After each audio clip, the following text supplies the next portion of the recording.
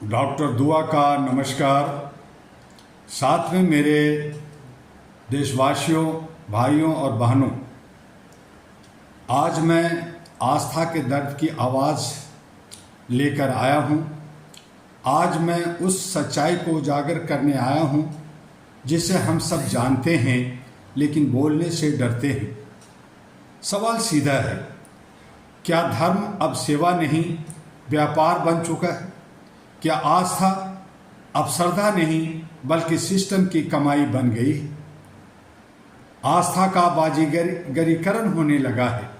आज हज हो, कुंभ हो, चार धाम हो या कोई भी तीर्थ स्थल हो, हर जगह एक ही तस्वीर दिखाई देती है, पैसा दो सुविधा लो, पैसे दो वीआईपी दर्शन लो, पैसे दो लाइन से बचो, और अगर पैसे नहीं हैं तो खड़े रहो, संघर्ष करो और इंतजार करो।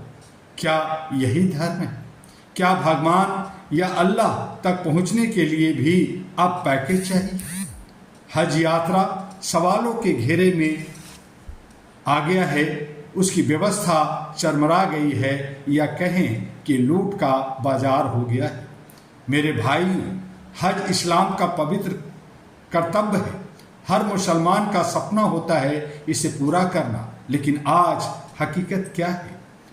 गरीब आदमी अपनी जिंदगी की कमाई लगाता है, लेकिन उसे क्या मिलता है? महंगे पैकेज, अधूरी सुविधाएं और कई बार अपमानजनक अनुभव। और यहाँ सबसे बड़ा सवाल उठता है, हज कमेटी की जवाबदेही कहाँ है? क्या कारण है कि खर्च बढ़ता जा रहा है, सुविधाएं घटती जा रही है और पारदर्शिता कहीं नजर नहीं आती? क्या यह केवल लापरवाही है या फिर एक सुनियोजित बंदरबाट का खेल है?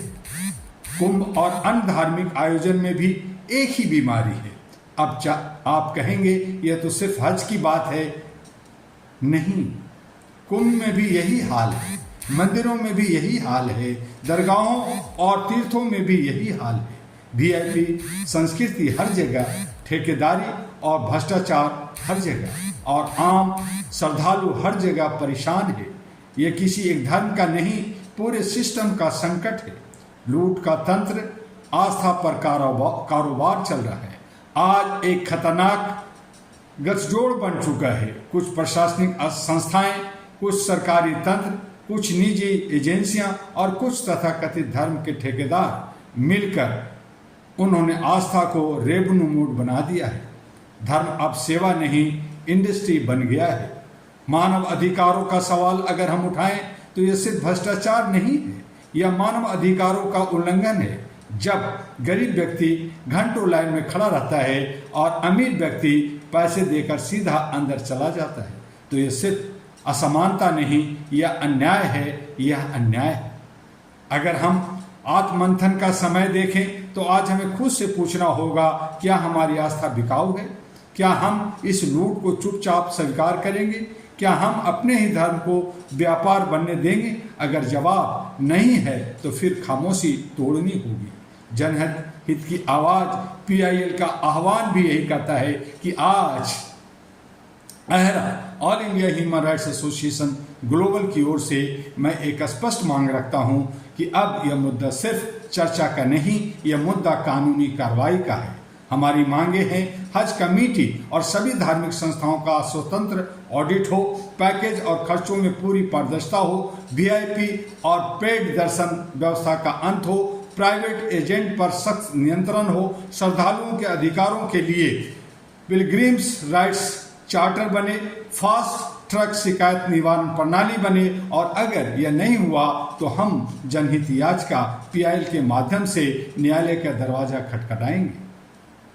मेरे साथियों, धर्म हमें जोड़ता है, लेकिन जब वही धर्म हमें तोड़ने लगे तो हमें शोषण का साधन बन जाए, तो उसके खिलाफ खड़ा होना ही सच्चा धर्म है। अहरा यानी all India human rights association global और मेरा जो नेतृत्व रहा है उसमें हम चुप नहीं बैठेंगे। हम हर पीड़ित की आवाज़ बनेंगे, हम हर अन्याय के खिलाफ खड़े होंगे और ज़रूरत पड़ी तो देश और दुनिया के सामने इस सच्चाई को उजागर करेंगे। आज मैं आपसे सिर्फ एक अपील नहीं, एक आह्वान कर रहा हूं, उठो, जागो और अपनी आस्था को बचाओ, क्योंकि अगर आज हम नहीं बोले तो कल धर्म नहीं बचेगा, सिर्फ उसका व्यापार बचेगा।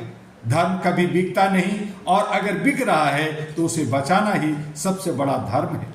इन्हीं शब्दों के साथ मैं आपको धन्यवाद कहूँगा, जय मानवता कहूँगा, जय भारत भी कहूँगा, लेकिन साथ में एक अनुरोध भी करूँगा कि HRTV अहरा जो तमाम सोशल मीडिया पे है, AG अहरा ग्लोबल जो तमाम सोशल मीडिया पे है, उसे लाइक, सब्सक्राइब, फॉरवर्ड करना ना भूलें। वही हमारी एक ताकत है जो आप तक हम पहुँचते हैं, अपनी आवाज़, अपनी बात, अपने दर्द को पहुँचाते हैं। और साथ में अगर अहरा के साथ आप जुड़ना चाहते हैं तो हमारा वेबसाइट है ahraglobal.org, www.ahraglobal.org, जिस पर संपर्क कर सकते हैं और इस तरह से अपनी मानवता, अपनी इंसानियत, अपनी ह्यूमनिटी, जो मैं समझता हूँ कि ये सभी धर्मों का सर्वोच्च धर्म है, इसे हम बचाएं और इसी आधार पर हम जो इसको व्यापार या उद्योग या लूट का या बंदरबाट का जो सिस्टम बना दिया है, उससे हम अपने धर्म को, अपनी आस्था को बचाएं